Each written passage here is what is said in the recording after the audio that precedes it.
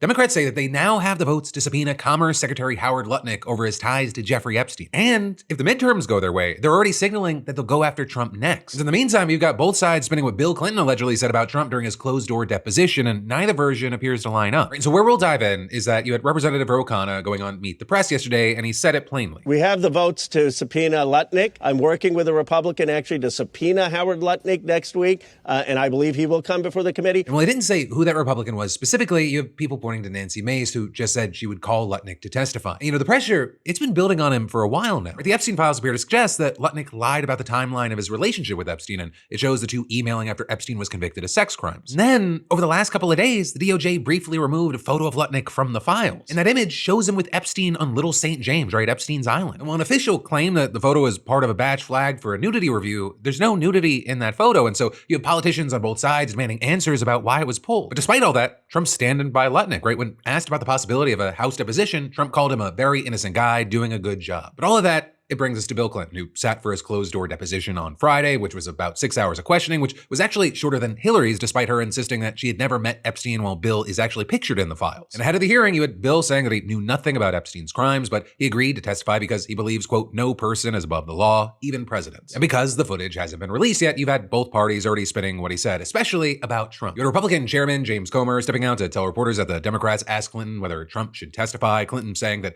that's for you to decide, and he added that Trump has never said anything to me to make me think he was involved with Epstein. Comer then also posted that Clinton exonerated President Trump under questioning from the Democrats and accused Democrats of weaponizing this investigation to put politics above survivors. But Democrats on the committee, they fired back immediately, saying that's not how it went down. Their statement said that Clinton raised more questions about the relationship between President Trump and Epstein, and specifically with regards to the reason their relationship ended. They called Comer's characterization flat out wrong, noting that Clinton confirmed that he knew Trump and Epstein had a close relationship and that Trump reported having great times with Epstein. And that is, you also had other Democrats pointing out the obvious. Even if Clinton said he had no personal firsthand knowledge of wrongdoing, that wouldn't exonerate anyone. But that's not how any of this works. And so, also with this, we don't actually know what was said until the footage drops, but that's also exactly why closed-door depositions followed by competing press conferences is such a problem. You get two completely different narratives before anyone checks the tape, which I think is what some people want. And this is also where the politics kick in, because you have Democrats arguing for weeks now that Trump needs to answer questions about Epstein. Now, with the Clinton depositions done, they're framing it as precedent. You had Representative Robert Garcia, the committee's ranking Democrat, putting it this way. Republicans have now set a new precedent,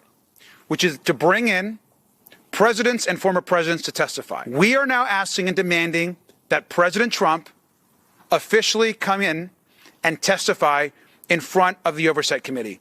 He appears in the Epstein files next to Jeffrey Epstein and Ghislaine Maxwell almost more than anybody else. Now, do we think that any of this is actually going to happen right now?